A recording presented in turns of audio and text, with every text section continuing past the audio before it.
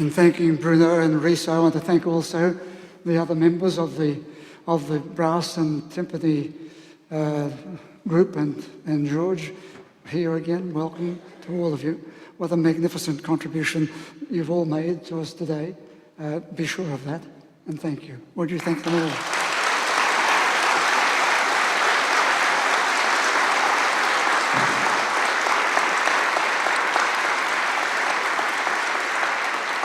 And would you please stand as the offering is brought forward?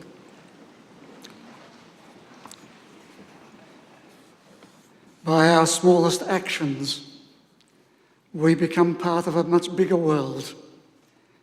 By our smallest giving can be an expression of the good spirit of generosity and caring that flows through all humanity.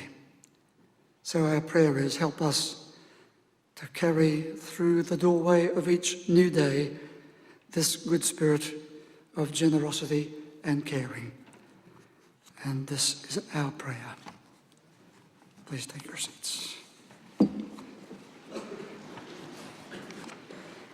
I welcome all of you, of course, here today. Many of you are here Sunday by Sunday, but others of you are here for this special day. I welcome you all. Some of you are here, maybe by accident, that you've come as a visitor without knowing what was going to happen when you entered the church. But you're most welcome, I'm sure. So with the St. Michael's people, please say, yes, you're all welcome, all of you.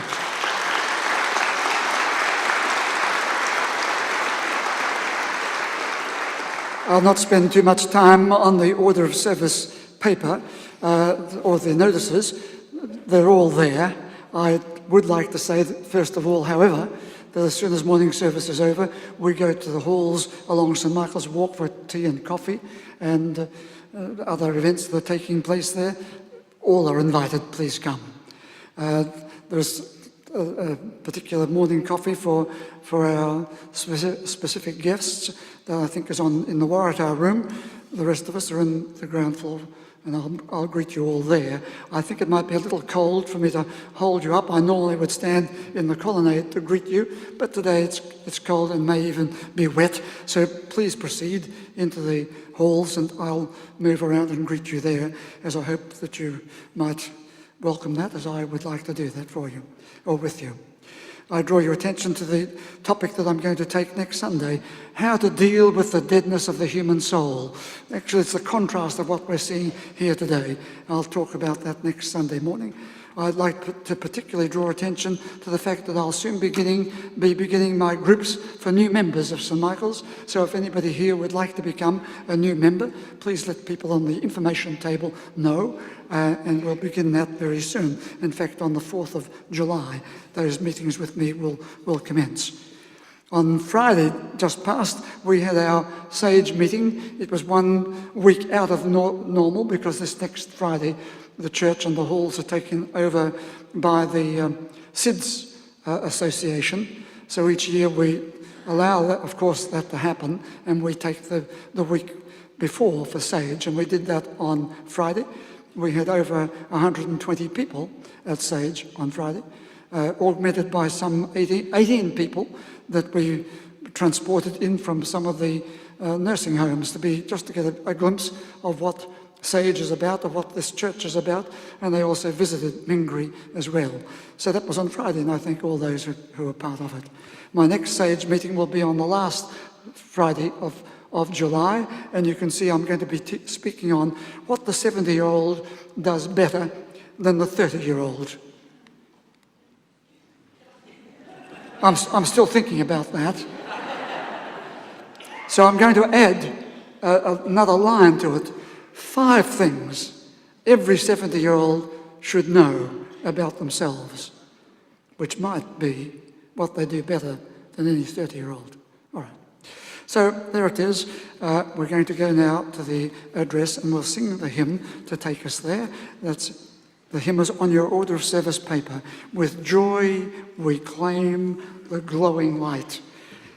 Please stand for this hymn.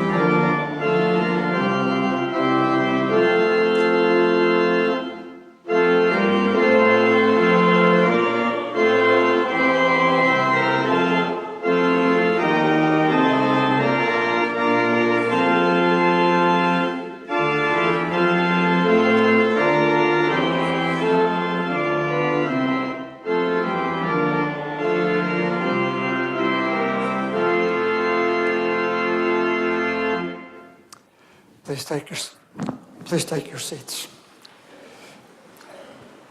I think Rhys and I made a little mistake in the tune of that hymn. Our apologies, but you did very well. I'm going to stay here today. I normally climb up to that very privileged place behind me to deliver the address. But today I'm going to stay close to the tapestry. When I wrote the poem, I became aware that I was the tapestry. And I was looking at the world around me, and I was looking at the world inside me. So the poem, I'm speaking to myself, and I'm speaking to all who come here. The poem is called The Tapestry Greets the Traveller. And it says, so you are here. Now pause a while. See that in coming you bring your memories of all your travels, all the places and people of your life. You bring your awareness also of your culture, our culture, and the cultures from which you've come. Your awareness is there, and your unawareness of the many influences that affect you every day. But you as a whole human being now stand before this tapestry. I've done a great deal of research on the Norwegian artist Edvard Munch. Several of his paintings are in my office here. I've brought one of them down to show you it, or to remind you of it. It is called The Scream, and you've heard of it.